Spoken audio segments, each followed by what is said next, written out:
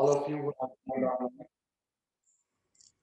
on this Saturday evening to continue with our study of Srimad Bhagavad Gita, chapter 5. Today's topic is the mystery tent. We have been studying for the last several weeks how one can practice renunciation in this material world and continue with our duties. नहीं आप commit to it. You can also participate. You can just hear. Jagannath Prabhu, can you please go on mute? Thank you. And last week we saw how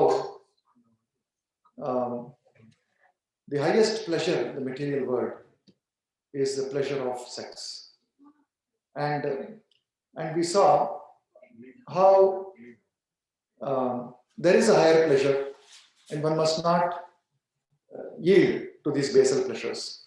Today we continue with the theme in the next verse in Srimad Bhagavad Gita, and today's topic is the mystery tent. So join me in exploring the depths of verse 22 of the 5th chapter of Srimad Bhagavad Gita. First we will start with prayers. Om Namo Bhagavate Vasudevaya. Om Namo Bhagavate Vasudevaya. Om Namo Bhagavate Vasudevaya. Om Namo Bhagavate Vasudevaya. Om Namo Bhagavate Vasudevaya. Narayanam Namaskritya. Naram Chaiva Narottamam. Devim Saraswatim Vyasam. Tato Jayamudiraye. Ashtaprayeshu Abhadreshu. Nityam Bhagavata Sevaya. Bhagavati Uttama Shloke. Bhakte Bhavati Naishtiki. Reading from Srimad Bhagavad Gita, chapter 5, text 22. Ye hi samsparshja bhoga. Dukkha yonaya evate. Adi antavanta kaunteya. Nateshu ramate buddha. Ye hi samsparshja bhoga. Dukkha yonaya evate. Adi antavanta kaunteya. Nateshu ramate buddha. Ye hi samsparshja bhoga. Dukkha yonaya evate. Adi antavanta kaunteya. Nateshu ramate buddha. Yehi samsparshja bhoga. Yehi samsparshja bhoga. Dukkha yonaya evate. Adi antavanta kaunteya. Nateshu ramate buddha. Yehi samsparshja bhoga. Yehi samsparshja bhoga. Dukkha yonaya evate. Adi antavanta kaunteya. Nateshu ramate buddha. Yehi samsparshja bhoga. Yehi samsparshja bhoga. Dukkha yonaya evate. Dukkha yonaya evate. Adi antavanta kaunteya. Adi antavanta kaunteya. Nateshu ramate buddha. Nateshu ramate buddha. Yehi samsparshja bhoga. Yehi samsparshja bhoga. Dukkha yonaya evate. Dukkha yonaya evate. Adi antavanta kaunteya. Nateshu ramate buddha. You can try. There is no harm. Okay, no problem. It's not forced. Online? ये ही संस्पर्शजा भोगा Yehi samsparshja bhoga. दुःखयोनय एव ते दुःखयोनय एव ते आदयन्तवन्तः कौन्तेय आदि अन्तवन्तः कौन्तेय न ते शूरं ते बुद्धः न तेषु रमते बुधः ये हि संस्पर्शजा भोगाः ये हि संस्पर्शजा भोगाः दुःखयोनय एव ते दुःखयोनय एव ते आदि अन्तवन्तः कौन्तेय आदि अन्तवन्तः कौन्तेय न तेषु रमते बुधः न तेषु रमते बुधः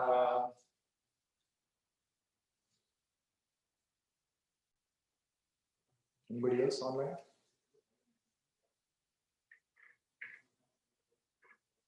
Akhilashraya Prabhu?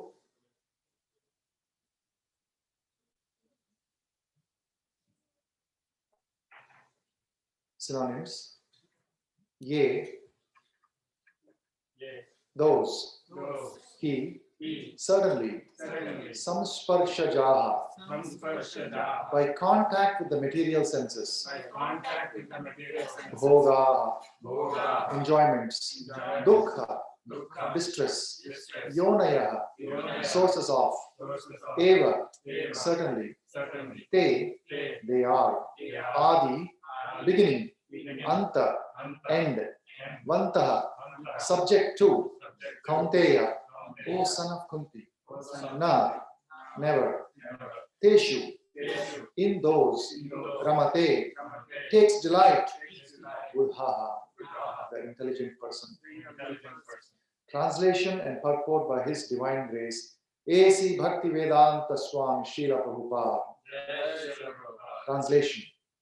An intelligent person does not take part in the sources of misery which are due to contact with the material senses. O son of Kunti, such pleasures have a beginning and an end, and so the wise man does not take delight in them. Translation with repetition.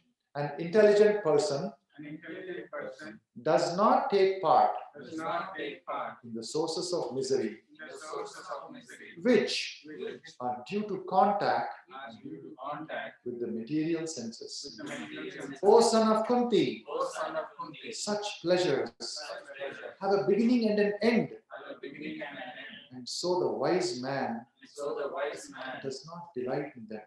does not delight in them. Purport. Material sense pleasures are due to the contact of the material senses, which are all temporary because the body itself is temporary.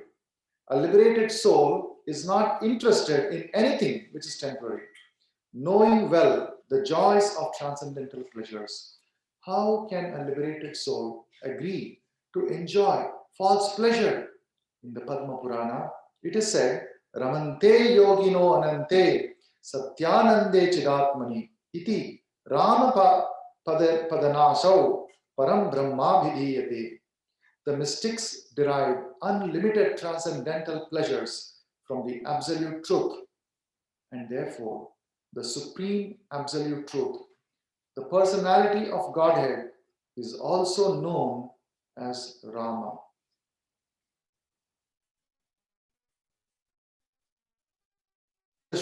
Also, in 5.5.1, it is said, Nayam deho dehabhajam niloke kashtan kaman arhate vidbhujam ye tapo divyam putraka yena sattvam shuddhet yasmad brahma saukyam parantam. My dear friends, there is no reason to labor very hard for sense pleasure while in this human form of life.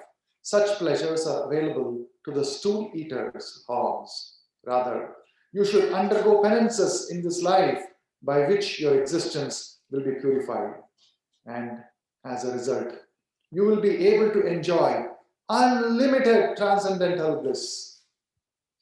Therefore, those who are true yogis or learned transcendentalists are not attracted by sense pleasures, which are the causes of continuous material existence.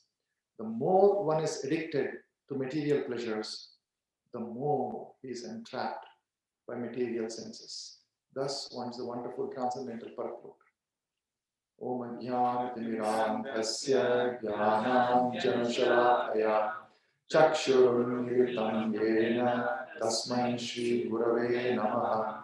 Namo Vishnu Padaya Krishna Prasthaya Bhutale Srimate Bhakti Vedanta Swami Niti Namini Namaste Saraswate Deve Gauravani Pracharini Nirvishesha Shunyavadi Paschatya Veshatarini Jai Shri Krishna Chaitanya Prabhu Nityananda Shri Advaita Gadadhara Srivasadi Gauravakta Hare Krishna, Krishna Krishna, Hare Hare, Hare Rama, Rama Rama, Hare Hare. Hare Krishna. So we have been studying the chapter 5 now for several weeks, and this chapter 5 has 4 sections, STEP, the acronym of STEP. The first section from verses 1 to 12 talk about how one can be renounced even while staying in whatever position or social circumstances a person is in, while remaining in that position without having to go to forest or some secluded place, while remaining in one's occupation, how one can remain renounced, how one can perform action in Krishna consciousness. So while remaining in the current position. So this is explained in the first 12 verses. And then when one is slightly advanced in that practice of remaining renounced and understanding one's goal of life, trying to advance in that, one comes to the point of understanding that whatever activities I'm doing, actually I am not the only factor. There are 2 other factors. Totally there are 3 factors in action, 3 doers of action. Myself, the material nature, and the Paramatma. The Supreme Lord seated as Paramatma in our heart, and also in every atom of this material universe, the Lord is present as Paramatma. And the Lord sanctions my desires, and the material nature carries out the orders of the Lord. So this understanding comes, and this is explained in the next section, 3 doers. And then the third section is equal vision. And we are somewhere in the middle of this, or towards perhaps the second half of this section. And we started off with one of the most famous verses, Vidya Vinaya Sampanne Brahmane Gavihastini Suniche Sapakech Pandita Samadarshina. So we saw how the result of knowledge is humility, and endowed with that humility, Vidya Vinaya Sampanne Brahmane Gavihastini, a person is able to see the role of the Supreme Lord as Paramatma in everybody's heart. And thereby one sees with equal vision all living entities. And then there was a description of a person who is completely fixed in the absolute, completely fixed in Krishna consciousness. And the characteristics of such persons are being described. So that is what we are continuing to study today. So let us see what is this verse, today's verse, in understanding the characteristics of such a person who is completely fixed in Krishna consciousness. Ye hi samsparshaja bhoga dukkha yonaya evate adi antavanta kaunteya nateshu ramate buddha. Extremely important verse in the entire Bhagavad Gita. It is certainly one of the verses and written in our hearts, to be repeated often, to be meditated and contemplated in our life. You will see not just in Bhagavad 5th chapter, but in the entire Bhagavad Gita, this is one of the most important verses. So, while many of the verses, we try to understand the previous verses and try to understand the connection, context, this verse stands on its own. Although there is a link, as I said, there is a description of the person who is fully fixed in Krishna consciousness, the characteristics are being described.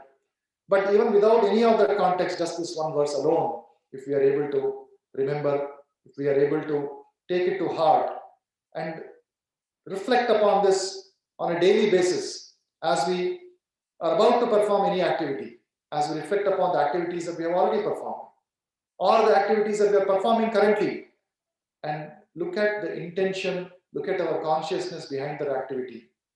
The Krishna consciousness journey of Krishna consciousness is all about consciousness. It's not just the activity. There's a consciousness with which we do that activity, the purpose for which we do that activity. So this is one of those very important verses that gives us a very direct do or don't. What kind of activity we should do, what kind of activity we should not do. What should be the mood, what should be the intention with which we should perform a certain activity.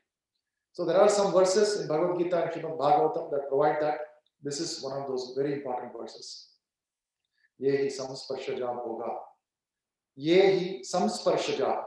That is, samsparshaja is contact with material senses, bhoga. What is the special quality of this samsparshaja bhoga? These bhoga is our propensity to enjoy or just the enjoyment itself, which are born, jaha. Jaha is something that is born out of. Samsparshaja. Samsparsha is by contact, and matra sparshastu kaunteya we have seen before. So generally in Bhagavad Gita, if the word sparsha is mentioned, very often you will see the context. Of course, it may be other contexts may be different, but generally speaking, sparsha, when we say it is contact with material senses. Samsparsha, contact with material senses. Jaha, it is born out of. What is born? Enjoyment born. So the enjoyment which is arising out of contact with sense perception, that is a source of something. You will think that it is a source of joy, because after all, we are trying to enjoy the senses. Bhoga means enjoyment. And in contact with the object of sense enjoyment, we are trying to derive the enjoyment. So what is coming out of it? Enjoyment? No. Contradictorily and very, very counterintuitively, but it is extremely confidential information, not easily available, that those very objects that we consider as sources of enjoyment actually are dukkha yonaya evate. Yonaya is source of. So where there are two words which are very similar in meaning. Jaha, samsparsha jaha is born out of.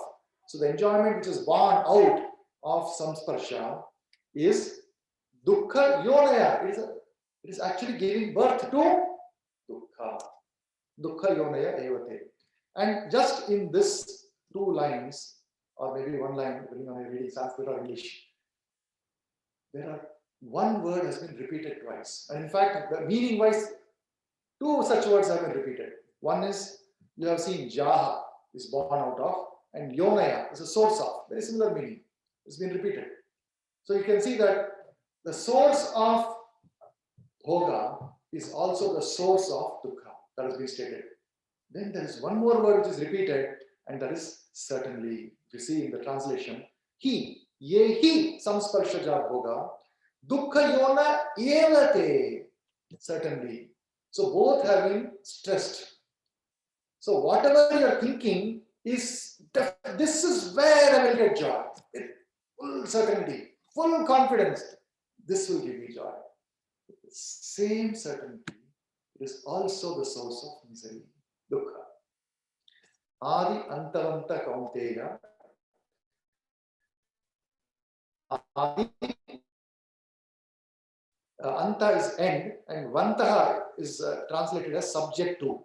So these sources of misery, which we are thinking is a source of enjoyment, are actually subjected to a beginning and an end. Adi antavanta kaunteya, O Arjuna. Na teshu. Therefore, what happens because of that? Herein lies the instruction for us, or the example of great personalities. Na teshu ramate buddhaha. Na teshu, never. Teshu is in those. Ramate takes delight. Buddhaha, the intelligent person. So the intelligent person does not take delight in such sources of enjoyment which are actually sources of misery. Why? Because even that enjoyment, which one is so certain that it is there in that, actually has a beginning and an end. The enjoyment itself has a beginning and an end, and then it is also compounded with that, is also a source of misery. Therefore, an intelligent person does not take delight. So the translation says, an intelligent person does not take part in the sources of misery, which are due to contact with the material senses. O son of Kunti, such pleasures have a beginning and an end, and so the wise man does not delight in them. So this purport that we just read is like every other purport of Srila Prabhupada, is full of meaning and depth. There are 4 points from the purport that I would like to discuss today. The first thing that Prabhupada says is, sense pleasure is temporary. It is there in the verse itself. Adi antavanta kaunteya na teshu kamte buddha. Adi antavanta, that is sense pleasure, whatever it is the pleasure that we are seeking, that pleasure is temporary. And then the second point that Srila Prabhupada says is that there exists a higher pleasure. Why the word pleasure has been talked about? Because bhoga is a means enjoyment. It is a way for us to enjoy. But then in the last line of the verse it says, na teshu ramate buddha. So there is a bhoga and there is a ramate. So there is an enjoyment of the source of enjoyment. So you are thinking that this activity has a pleasure, bhoga, and then there is an activity of enjoyment. There is a sensation of taking delight in that. So the sensation of taking delight is being talked about. Now the sensation of taking delight, if there are different varieties of delight that we can experience in this material world, and it is subjective. Certain persons may enjoy certain kind of pleasures. Certain other persons may enjoy different kind of pleasures. And in the last week's class, Prabhu had taken this class and had mentioned what is the highest pleasure. Generally, it is a principle around which the whole material world revolves. But all of that is temporary. And Prabhupada is saying in the purport that actually there exists something which is beyond this temporary. There is a kind of pleasure which is permanent, eternal, and unending pleasure. Transcendental pleasure. So let us see what that is. And then Prabhupada also talks about the 4th point is that human life is meant for some austerities. In order to experience this higher pleasure or higher taste, in order to experience this unending, eternal, transcendental pleasure, one may have to take some austerities in the beginning. But in the end, those austerities, the difficulties that we experience for short term, they end or they result in a state which gives unending transcendental pleasure, in front of which these temporary bhogas become nothing. They become completely worthless.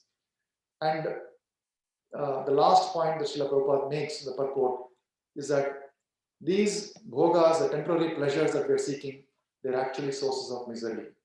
So let us go a little deeper into each of these points and see what Srila Prabhupada is saying in the purport. So first, Srila Prabhupada says that material sense pleasures are due to contact with material senses. And why are they temporary? They're temporary, of course, in our own experience. We have all experienced that when there is extreme cold, there is sometimes an Arctic blast that comes. We all experienced in New England. Arctic blast comes in the week of December or first week of January, and suddenly the temperature will go -5, -7 degrees Fahrenheit, and extremely cold, very difficult. You go outside the car, you cannot even take the keys from the car. To take out the keys, you have to remove the gloves, and once you remove the gloves, that inside the car it will be hot, warm. The engine is waiting. But before that, you have to remove the gloves, take out the keys, and put the key in the ignition. The meanwhile, the hands are frozen, and we are not able to feel the key also. So cold. But then immediately after we sit in the car, we turn on and nice.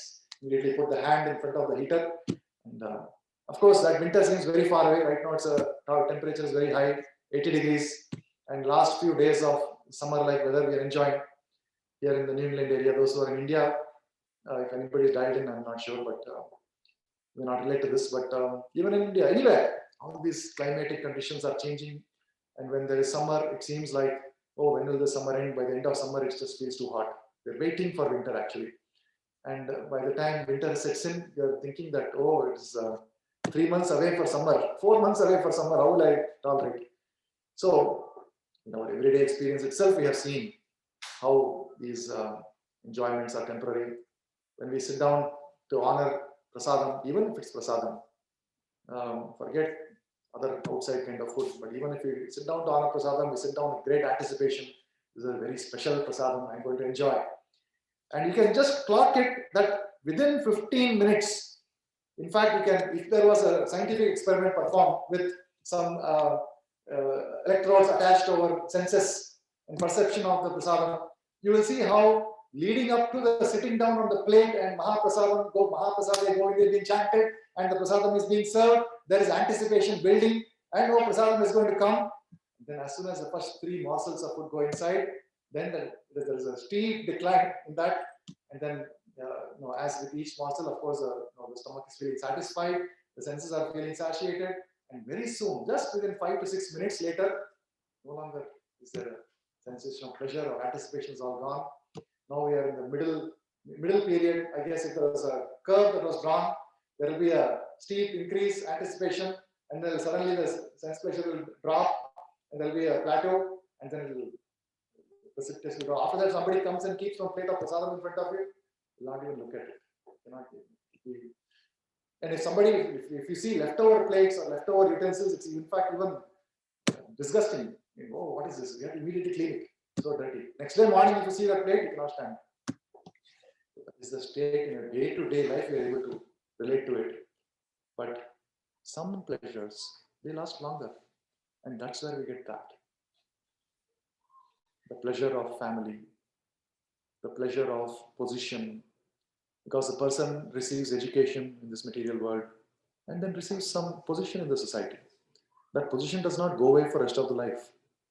Or if some person fails to get a position, the dishonor associated with that, it is not easy to go. Then for the rest of his life, he's struggling to recover, struggling to receive that honor, which is evasive. But those who have received some honor, that honor becomes a little bit longer lasting. And then with that, there is some opulence that comes, maybe a better job, a good job, and then family, children, friends. These don't seem to go away very soon. Friendships seem to last forever. But there is a but in that also. Even that is temporary because the body itself is temporary. We know so many people of the earlier generations who are no longer with us. And they were all so comfortable or so, I would say the word I'm looking for is satisfied with our relationship with them. Elders in the family, parents, grandparents, great-grandparents, some of whom we have spent time and they have passed away. But when they were alive, to them, we were a very important part of their life in our family. Till the last minute, sometimes they would say, oh, I want to see I want to hear your voice once. And there'll be sometimes you might have experienced this, elderly people in the deathbed, or not necessarily in deathbed, just little old, they know they're going to pass away. And suddenly somebody will come and say, some parent or uncle or someone will say, you know, that person is passing away, they're thinking of you.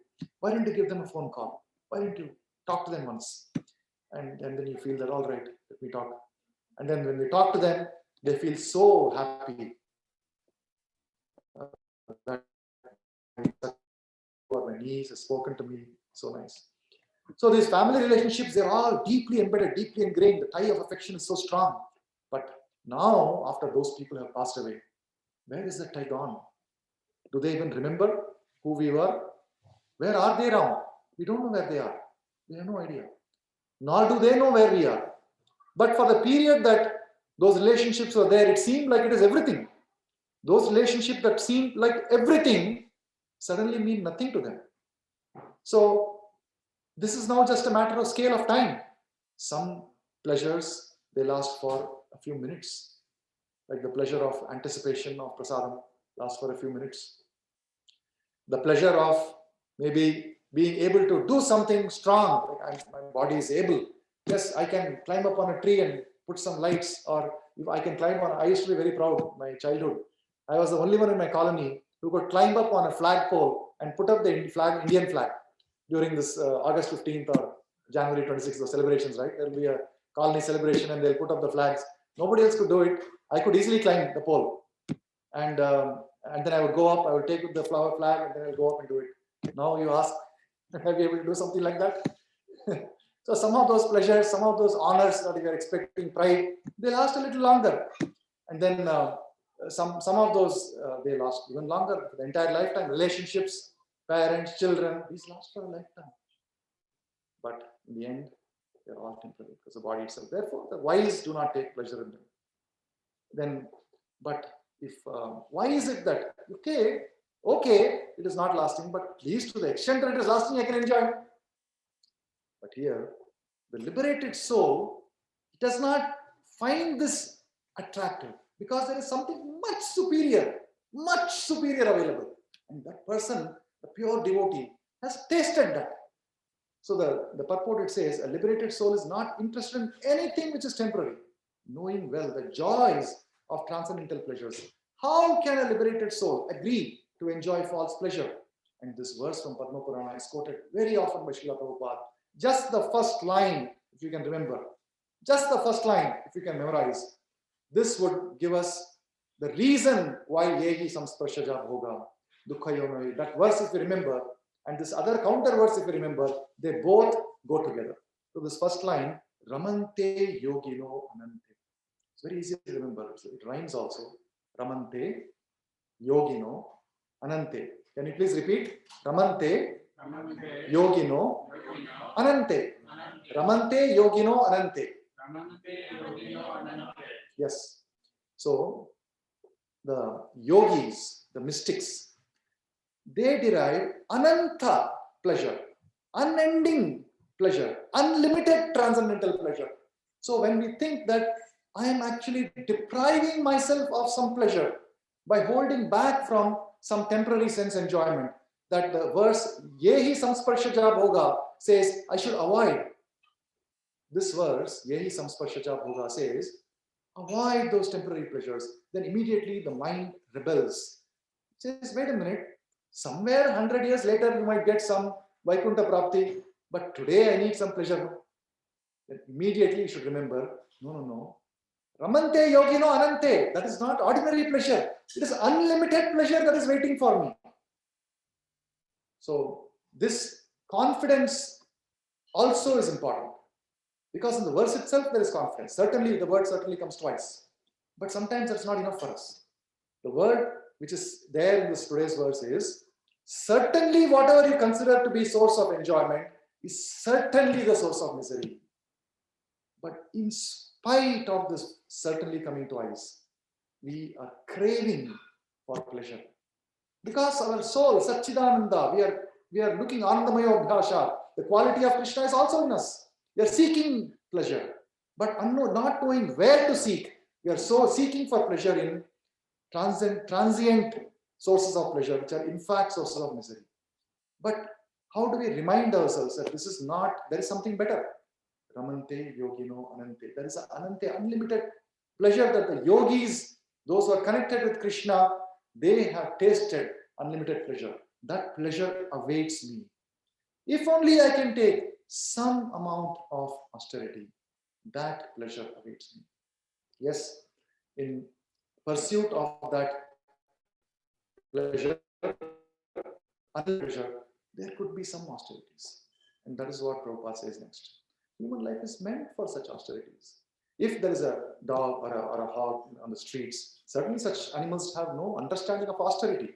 If there is a, you keep some edible item in front of a dog, whether it is a marketplace or whether it is his item or not, he has no such conception. Immediately he'll go attack them and start eating.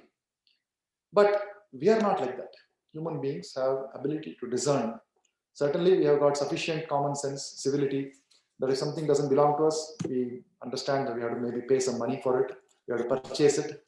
It belongs to somebody else. We will ask, can I take this? And if the person says no, we won't take it. That much civility we have got. We have ability to have such civility. But more than that basic civility, there is little bit of more austerity that is recommended in Srimad Bhagavatam. So this verse from Srimad Bhagavatam is also very frequently quoted by Srila Prabhupada and very instructive. Nayam deho deha bhajam loke kashtan kaman arhate vidbhujam ye tapo divyam putrakayena sattvam shuddhe yasman brahma saukyam tvanantam. My dear sons, there is no reason to labor very hard for sense pleasure while in this human form of life. Such pleasures are available to the stool eaters, hogs. So this pleasure principle that is being talked about here, the pleasure of tongue in eating, the pleasure of touch, all these pleasures are available to other organisms also, because they all have sensation. They all have sense organs. They have ability to smell, taste. All these are available. So it is not that other animals cannot enjoy these senses. So what is then the special role of the human body or human form of life?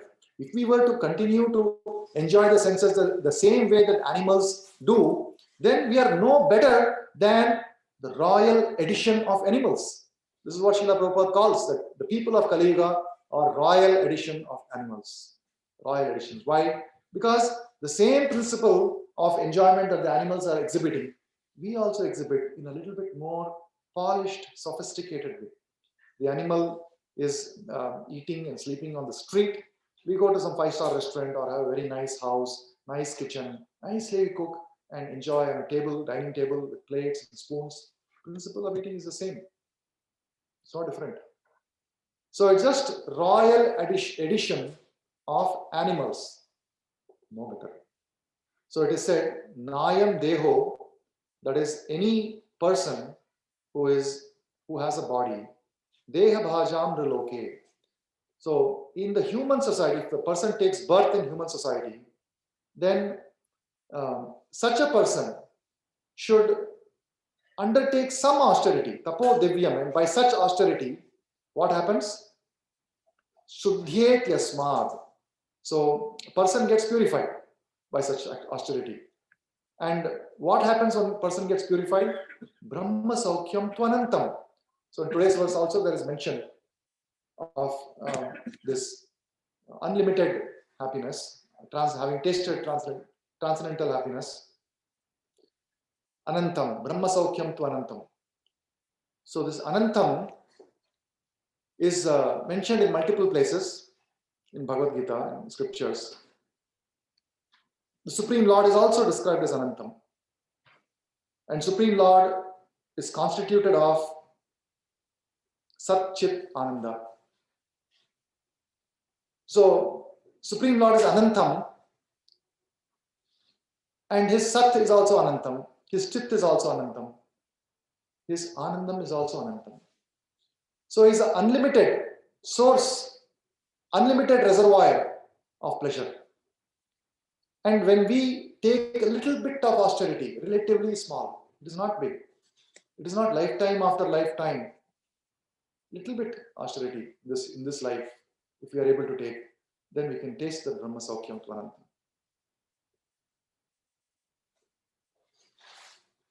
It may be argued that, but this kind of austerity, it is for people. After all, it is said that those who are Buddha, intelligent people, do not take pleasure. Krishna conscious people, they have tasted Brahma Saukyam. Not me. I am not Brahma Saukyam level person. I have not tasted anything.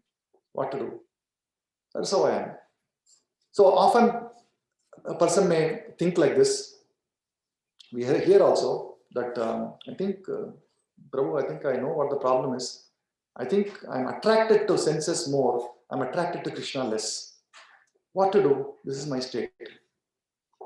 If somebody says like this, whatever answer may be given, answer won't satisfy.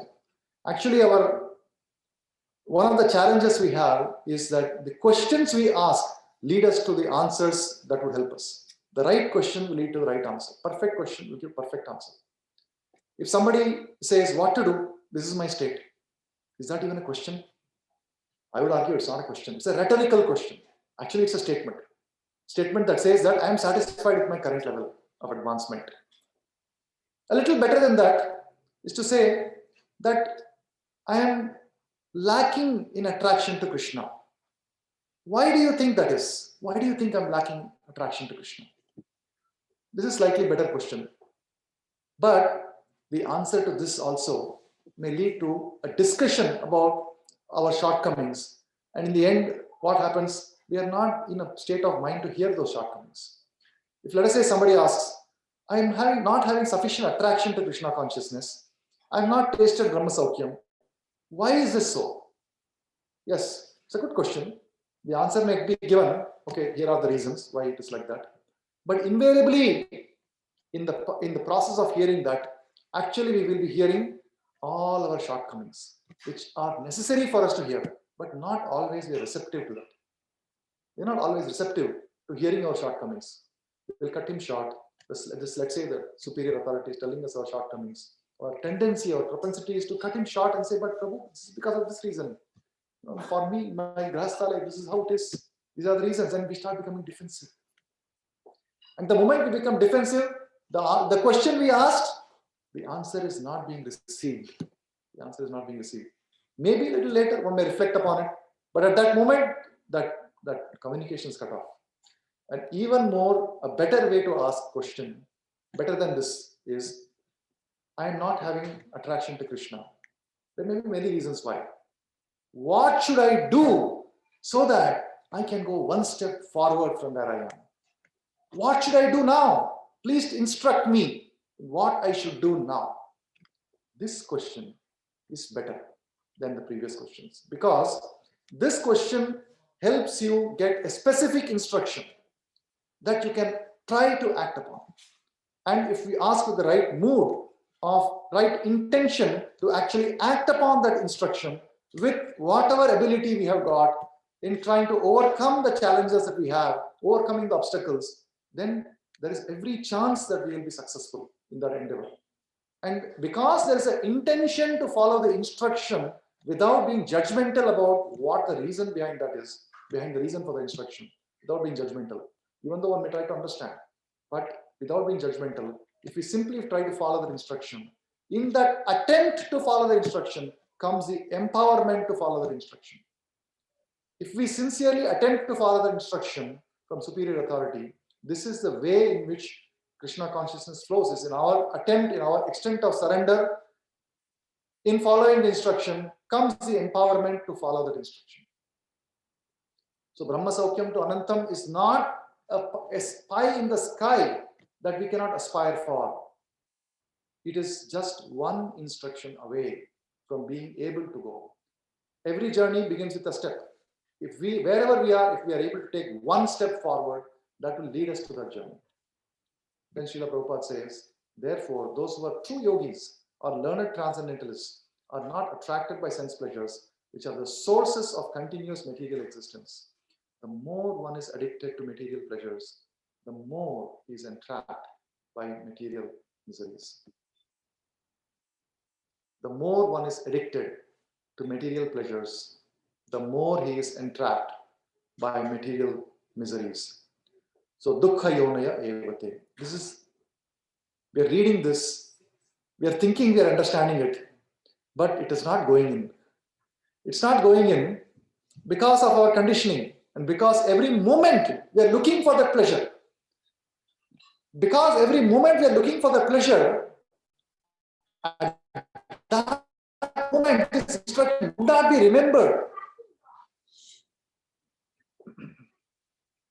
There is a story of a carnival that has been related to some of you in the past. You might remember this. The story of the mystery tent. Those of you who have obtained this magazine, the most recent issue, you might have read the story in the magazine also. There is a carnival that comes to town. And in the carnival, there are varieties of sources of bhoga. They're all there. Lots of sansparshaja bhoga, full of sansparshaja bhoga, everywhere it is there. And people in the town are eagerly awaiting for this carnival to arrive. And the day it arrives, there's just so much excitement in the town. And people are lining up, the gates are opened, and the children and the adults, the grandparents, everybody in the town small town. Then this carnival has not come for a very long time. So after a very long time, this big carnival is coming to the town, and all the people of the small town, they are eagerly awaiting, and they go inside. They start purchasing the tickets to various stalls, and they go and have fun and just enjoying.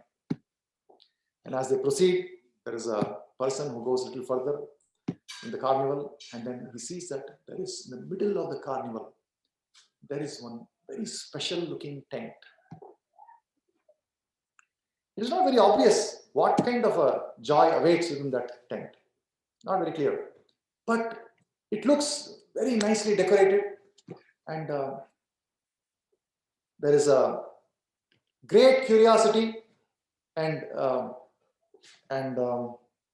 anticipation that this is going to be the best, because there's a ticket in front of it.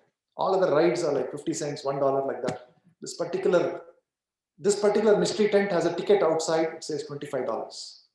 $25. Oh, just for one going inside tent, $25. Or what? Must be very, very special. So this person decides, okay, I will go inside this tent. Let me find out what is that. And then there are others nearby who are looking at him. Arey, wow, $25 ticket you're buying. So lucky, so lucky.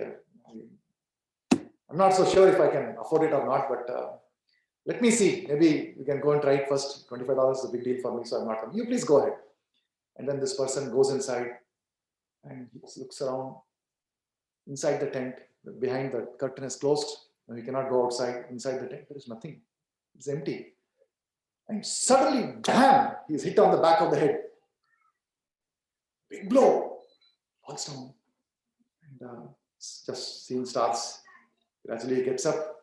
Before he can get up, another blow. This side, that side, back. They're fully beaten up. Black and blue is beaten and beaten and beaten. What kind of a tent is this? I paid $25 for this. And he gets up and somehow staggers up. And then suddenly, there's nobody around. It's just completely dark. He gets up and he staggers, and suddenly the other side of the tent opens and he just runs out. And then he's coming out. There are people outside. They're looking at him and they're wondering, okay, how was your experience? And this person feels very embarrassed. He has paid $25, went inside, got nicely beaten up. What will people think of him? $25, $5, I had nice fun. He says, no, I cannot admit this in public. I will not be able to show my face to anyone. So he says, wonderful, wonderful experience. You must experience this. It is something that you cannot leave this carnival without experiencing this tent. If you can afford it, you must experience it. Even if you cannot afford it, go sell some house, something, put, take some loan, and definitely must experience. So people become very encouraged, and then the next person goes in. Beaten, black and blue. And then he comes out, and then other people are waiting. And he says, oh, you must experience this. Wonderful. You have to experience. So like this, gradually, people, one after the other in the village, nobody is able to say about this, the reality, to anybody. Everybody is saying to everyone else that this is the best enjoyment they've ever had. And inside the tent, they are simply getting beaten black and blue. This story has been related to as an analogy for material life. In material life, we purchase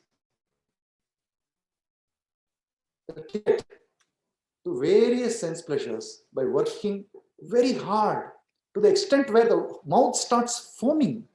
Fena starts coming out of our mouth. We work extremely hard, and with that hard-earned money, we go into this mystery tent of life and we purchase a ticket. As a child, we work extremely hard and we are anticipating, when will I grow up? When will I go into my middle school? Middle school, I'll be so much more powerful and I can bully the elementary school children. Nobody will bully me. And then you go inside, and then you're within a few minutes, the high school students come start bullying. And then you're wondering, when will I go into high school? I will not have limits on my television. I will not have, I'll get my own mobile phone. I'll get so many other privileges of being in high school. And then you purchase a ticket to the high school tent. And then you go to the high school, and what happens? There's no time to enjoy anything. You have to study. There is SAT, PSAT, whatever other tests are there. and you have to go from one volunteer activity to another volunteer activity, take credits for volunteer classes, go find out which colleges will give admission. So much anxiety. And then a high school student is thinking, oh, there is this other mystery tent called college. If somehow or the other, if I can study hard and get into the good college, then as a good college student, oh, my parents will be off my back. I'll be living in some dormitory, no supervision. I can do what I want. I can go to sleep when I want. I can wake up when I want. College students don't have even school uniforms. Of course, here nobody has. But there are some schools have uniform. Various kinds of independence are associated with college. There are so many movies that you see where college students are just having the time of their life. Street and ticket is purchased. You go to college, there is no food to eat. Morning you wake up in the dormitory room, there is some microwave oven, you have to buy, take some fridge because parents are away. Till now you're getting good, nice food. It's all gone, completely gone. You take the food which is obtained in the store, put in the refrigerator, eat for 5 days. Or if you're in a dormitory which serves food, that food you cannot even put in your tongue. So bad. And so many difficulties you're having. And there's college depression, there is exposure to drugs and serious bullying, hazing, and then anxiety for future. You're thinking that you'll be studying well, you'll go to Harvard, MIT, you'll land up in community college, you'll land up in some ordinary college. Now you're worried about job. You see so many students are not getting jobs. Their visa is expiring, their parents are in H1 visa, or whatever other such anxiety. Regardless, no matter who you are, what you are, college student means anxiety, another type of, different type of anxiety. Then, no, I think it's just a temporary phase. After all, Adi Antavanta Kaunteya, one more enjoyment will come after this. Let me study hard in this college. Let me do something seriously so I can get a good job. Surely getting a good job will be the end of my troubles because I can get money. As a college student, there is no money. You cannot even go and buy one packet of chips. That is the college life. So definitely those who are, and definitely those who graduate from college and then they go for a job. Sometimes they come back to the college, right, as alumni. And then in those alumni, they'll buy, oh, party for everybody. I've got the money. I am the king here. Sponsor. And then the students who are in the fourth year, they'll say, oh, what a nice life this is. Oh, I'm just waiting for when I can get a job. Once you get a job, then where is the time to party? Then the FENA, another type of FENA that starts morning 5 a.m., morning calls with the India team. Then evening, night time, calls with the West Coast. Afternoon time, calls with Europe. And then support calls, this, that, just there is nobody's working for themselves, working for somebody else. And it seems like they're just imposing all the possible hardships upon the persons who have just joined in the workforce. And that person starts to think that surely the life of a manager is much more enjoyable. Manager is telling me what I can do. Manager does not seem to be doing anything. So you just see, by this time, 30 years have gone. So like this, person goes on expecting more and more and more a kind of a pleasure that actually never materializes. Or even if it comes, it lasts for a very, very short amount of time. So this mystery tent of life is something that represents a mirage. Mrigatrishna. Deer can smell water. Deer has a very strong sense of smell. Deer has a very strong sense of smell. And deer, it is said in the forest, can smell water. It's very thirsty. Deer is looking for water. But there is water nearby and it can smell it. But oftentimes the water is covered by grass. For a deer, you cannot see very well. Deer does not have very good eyesight. Very good sense of smell. Cannot see very well. So deer is searching for water everywhere. The water is hidden under the grass. It cannot see. Just searching. It dies of thirst. This is called Mrigatrishna. So like this in our entire life, we are searching for that temporary sense of pleasure which comes, and before we are even ready to recognize it, goes away. But it does not mean we give up. We still continue to do it. Many of you would have seen this wonderful deity of Lord Narsingadev in ISKCON Bangalore. Those who have been to Bangalore, beautiful Narsingadev deity. In our temple in India Heritage Foundation, Boston, in Shrewsbury, we have a photograph of this deity, Prahlad Narasimha. We worship on a daily basis. So while we are singing Narsimha prayers on during Sandhya Arti. Namaste Narsimhaya. Prahalad Halad Daine. So this Prahalad Maharaj, for whom Lord Nrsimhadev has appeared, he has left us wonderful instructions in this very subject matter on how to treat the sources of misery, how to deal with these senses or sense pleasures. And his instructions are extremely instructive.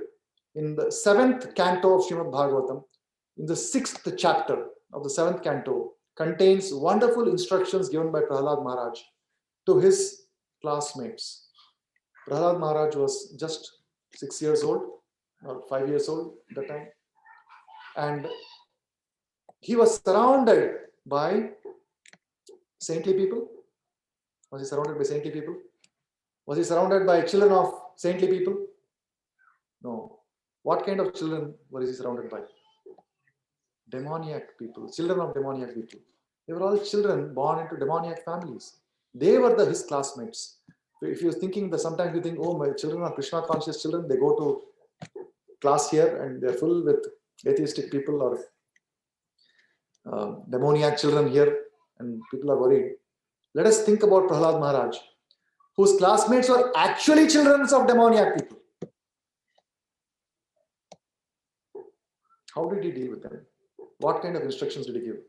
The 6th chapter of 7th canto of Srimad Bhagavatam, there are approximately 27 or 28 verses which provide wonderful instructions. I just read 3 or 4 verses from that. That provides us with some guiding principle, guiding light on how we can deal with this. The first principle that Prahlad Maharaj says, that this must begin at a very early age. Shri Prahalada Uvacha Kaumar Acharet Prajno Dharman Bhagavatan Iha Durlabham Manusham Janma Tadapi Adhruvam Arthadam.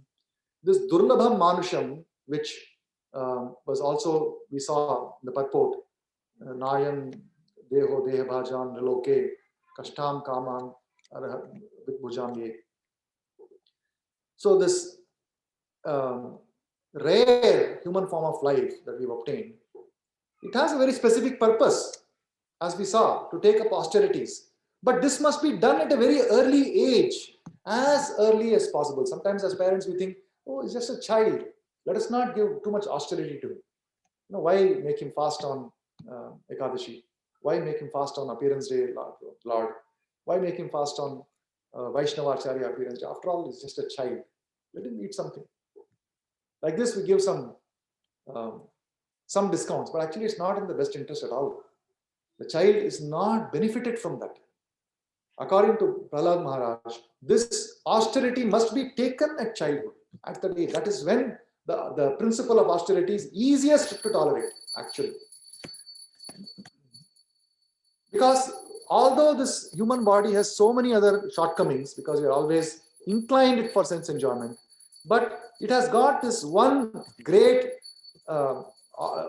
quality, tadapi adhruvam arthadam, that there is a meaning to this human life that is possible. We can derive a meaning out of it. What is that meaning? That we can pursue Bhagavata Dharma, Dharman Bhagavatan Iha. And what is this Bhagavata Dharma? Bhagavata Dharma has been explained by Prahlad Maharaj.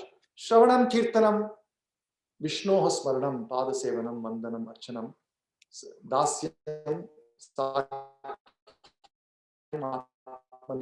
Bhakti has been explained as Bhagavata Dharma. So this Bhagavata Dharma must be started at a very young age. So I think in all the parents here who are regularly coming for this Bhagavad Gita classes, I know that all of you are trying to impart this Bhagavata Dharma to children at a very young age. But sometimes we feel that maybe we should ease a little bit, give them some space. It is not recommended by Prahlad Maharaj. It must be done in full measure from childhood. Then Prahlad Maharaj says, Yatha hi purushyasyeh Vishno padas pado upasarpanam, pada upasarpanam, Vishno pada upasarpanam, yad esha sarva bhutanam, priya atmeshwar suhrit. So we are looking for relationships everywhere. In those relationships, we find joy. We have friends circle, we have relative circle. But when we are told that no, these relatives, these friends, they are actually not, they are very temporary. Don't put all your emotional energy, don't put your affection, your heart into these relationships. Then immediately we think, but wait a minute, will that not make me like a robot? I'm not a robot. I have feelings. Yes, you have feelings. But who should be the object of those feelings? That is explained in this verse. Priya Atmeshwara Suhrit. So Krishna, Vishnoha, Pada Upasmaranam. One must approach the lotus feet of the Lord. One must hold the lotus feet of the Lord, because the Supreme Lord is the most affectionate person. Priya Atmeshwara Suhrid is a true well-wisher. And we'll hear more about the true well-wisher in later weeks of this 5th chapter also. The human form of life affords one a chance to return home back to Godhead. And therefore, every living entity, especially in the human form of life, must engage in devotional service to the lotus feet of Lord Vishnu. This devotional service is natural because Lord Vishnu, the Supreme Personality of Godhead, is the most beloved, the master of the soul, and the well-wisher of all living entities. There are just 2 or 3 more verses, and with that I will stop. Prahlad Maharaj says, Sukham Aindriyakam Daitya Deha Yogena Dehinam Sarvatra Labhyate Daivad Yatha Dukkham Ayatnataha. So this is a very important principle which is related to today's verse. Yehi samsparshaja bhoga dukkha evate. When we are trying to go after these objects of pleasure, we are trying to work hard so that we become eligible to enjoy those pleasures, and then we try to enjoy those pleasures. So it is not that we just wait for it to come. We work hard to obtain them. Prahlad Maharaj says, actually, you don't have to work hard at all. It will come on its own. Sarvatra labhyate daivad. By the arrangement of the nature. Just the way that nobody goes searching for COVID infection. Is anybody here? Can you raise your hands? Who wants COVID infection right now? Anybody? Nobody is raising hands. Just so in case the people online are wondering, maybe 1 or 2 persons may have raised their hand in the room. Nobody has raised their hands in the room. Nobody wants COVID. Nobody wants any misery. Why just COVID?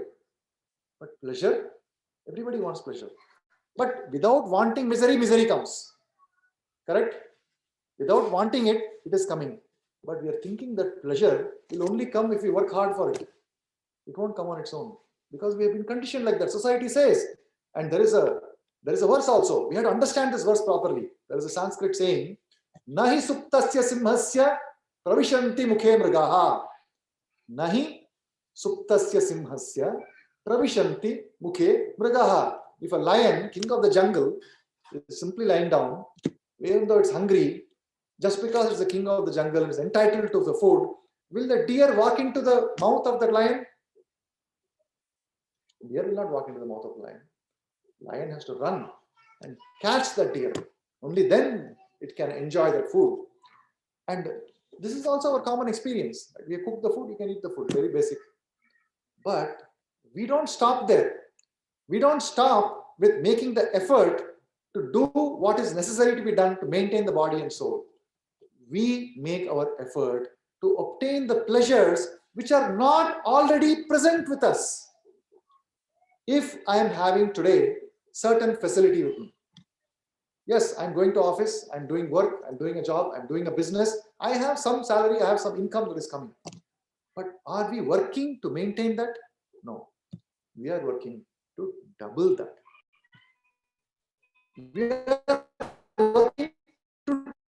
We are working for pleasures that we don't have. And the pleasures that we have, we are not satisfied with. It is like the lion has been given, has worked hard to kill the deer. It is eating the deer. While eating the deer, it has given up the deer and it is going to kill the next deer. Deer is already available.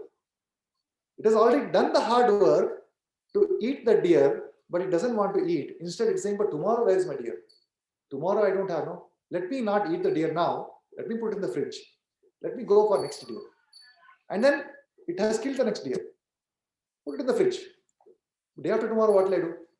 Alright, Baba, my retirement, what will I do? When I am a lion, I have to hunt in order to eat the deer. What happens when I grow old? I will not be able to hunt. Let me start collecting more and more deers so that when I'm retired, I can have all the deers I want. That is our state. So what Prahlad Maharaj is saying is that if there is a pleasure that you are entitled to, it will never be kept away from you. You will get it. My dear friends born of demoniac families, the happiness perceived with reference to the sense object by contact with the body can be obtained in any form of life according to one's past fruitive activities. Such happiness is automatically obtained without endeavor, just as we obtain distress. And then he says, endeavors merely for sense gratification or material happiness through economic development are not to be performed. Why? For they result only in loss of time and energy with no actual profit. If one's endeavors are directed towards Krishna consciousness, one can surely attain a spiritual platform of self-realization. There is no benefit from engaging oneself in economic development. There's no benefit also. One may think that, but wait a minute, there is benefit. Economic development is coming, no? There is no benefit means whatever little benefit is there, it will be finished and there will be no lasting advantage of that. Once that money comes and some enjoyment happens, very soon your body is not even able to enjoy that. Very soon. Prahlad Maharaj gives this pie chart. He says, what enjoyment you will do with economic development? Half the time you are sleeping. Half the time. He says, one who is afflicted by modes of ignorance, they are actually sleeping 12 hours a day. Prabhupada says in the purport. 50% of the time goes in sleeping in the life. And then in the childhood, when a person is very, very small, he has no idea what they're doing. Balya age, no idea. If you give, let us say, you give some pencil with which to write some mathematics problem, first child will take the pencil, start scribbling on the wall. Child has no idea. Wall should not be scribbled, correct? So in this meaningless activities, 10 years goes. And then what happens? Child becomes a little older, 10-year-old, 10 to 20 years of age. Now the child wants to play, wants to go outside and play. The sporting activities, another 10 years goes. 20 years are over. 50 years gone in sleeping. 20 years are gone in this kind of childish activities. And then there is a old age of 20 years. After 80, we know personal experience we have got of our parents, grandparents. We have seen after 80, they cannot walk. Even going to bathroom is difficult. They cannot hold anything. Grasping is gone. They cannot see. They cannot read. High blood pressure comes. Just by reading, high blood pressure comes. Increases. After 80, nothing can be done. It's over. So 20 years goes like that. So how much has happened? Yanro, how many years have gone so far? 50 years sleeping. 20 years childhood. 70. 70. 20 years of old age. How much? 90. 90 years are gone. 10 years are available. There is a meaningful free time. 10 years of productive time. You can do what you want with that. But what do we end up doing? Family activities. Children, husband, wife, vacation, earning money, taking children to school. Oh, this is also good. So the whole life is gone. Where is the time for Krishna consciousness? There is no time. This is why Prahlad Maharaj is saying, Kaumaram Acharit Prajno. Some austerity is required. So Prabhupada, in this particular verse, Prabhupada says, at the end of 100 years, one who has not acted as a human being in a life of tapasya, austerity and penance, in a body like those of cats, dogs, and hogs. So if we have not utilized this time that we have got, little bit time we have got, because time is going in childhood, time is going in old age, time is going in sleeping, eating, taking bath. You just see how much time, free time is actually available. If that time also we are not having a clear-cut, structured program of going in the path of Krishna consciousness, what will happen? What will happen to us at the time of death? We have to be born again. And at that time, when the account is taken, at the time, what will happen? Our state of mind, our consciousness is full of those activities which you have performed in these 100 years. At the time, Antakale Chamame, before the Yam Yam Vapi Sparan Bhavam, Chadite Ante Kalevaram, Tam Tam Evaiti Kaunte, Tadat Bhava Bhavitaha. So that state of mind, Yam Yam Vapi Smaran Bhavam, what is going to be Smaran? family, children. Oh, I'm not able to live. Oh, I'm not able to do this. Old age. In old age, there's a lot of regret. Regret comes because we are unable to perform basic activities that we were able to perform. Forget going up the flag to raise the Indian flag. You cannot even get up to take a glass of water. You will be calling, oh, somebody, my grandchildren, somebody, can you please give me one glass of water? No, they're all in America, Europe, somewhere. Nobody is there. You will give a glass of water. So at that time, mind is full of regret.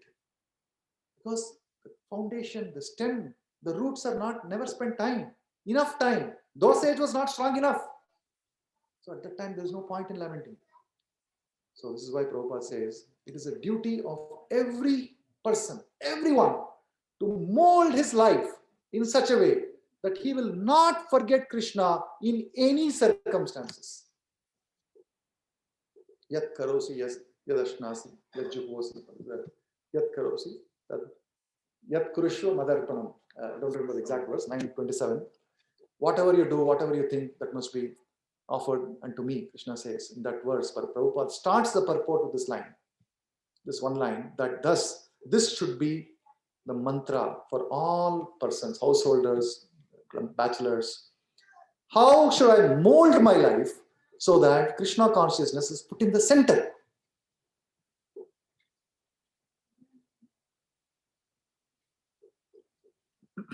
This should be the goal.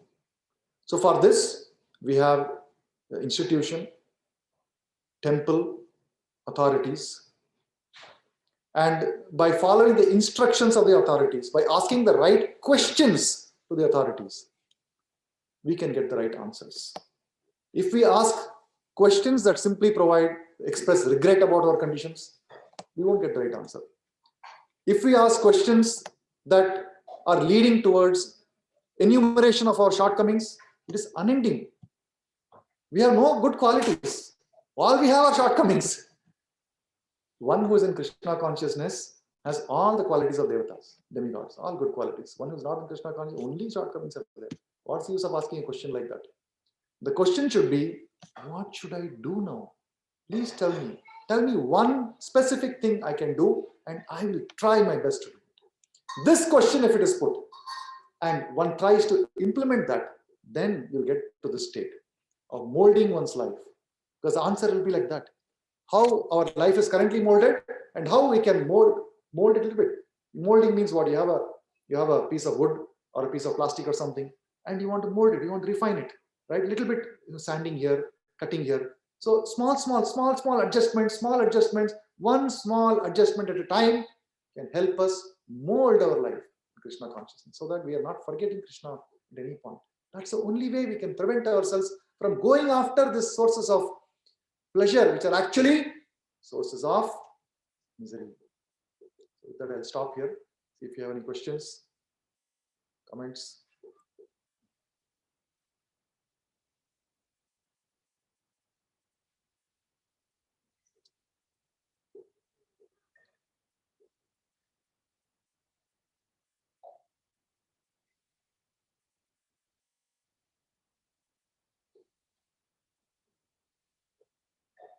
Any questions, Ankit Prabhu? No, Prabhu.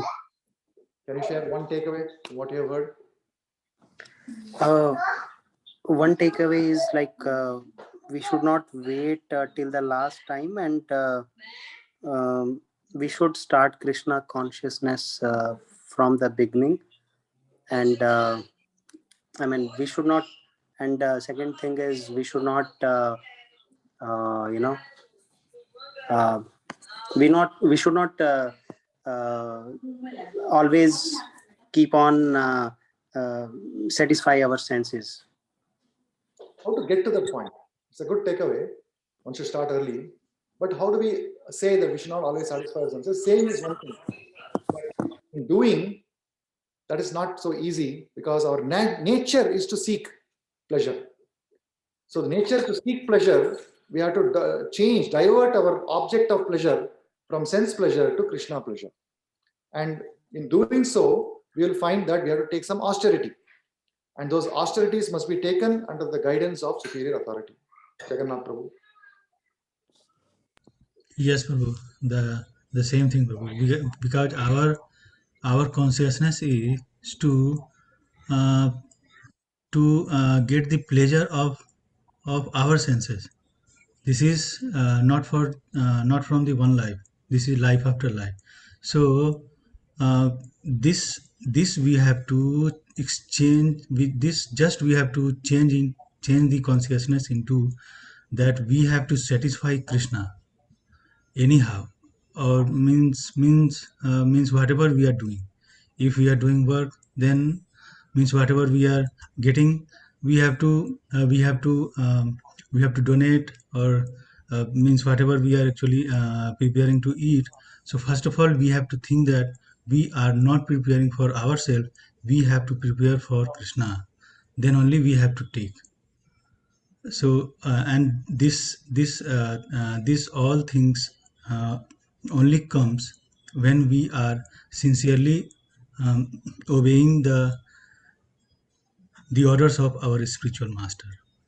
And that orders of spiritual master comes to us through higher authorities, because we are often not sure how that order should be implemented in my life right now. Okay. Yes. So I think we are a little bit short on time. So I'm not able to go through everybody and request your opinion for today. But I would request all of you who are online to kindly come on your camera. We'll chant Hare Krishna Maha Mantra once, and then we'll stop with that. So please come on camera. Hare Krishna, Hare Krishna, Krishna Krishna, Hare Hare, Hare Rama, Hare Rama, Rama Rama, Hare Hare. Bhagavad Gita ki, Jagat Guru Srila Prabhupada ki, Jai Gaur Premanand. Thank you very much. Hare Krishna, Mother. Long time not seen you at all. Yep. Hare Krishna.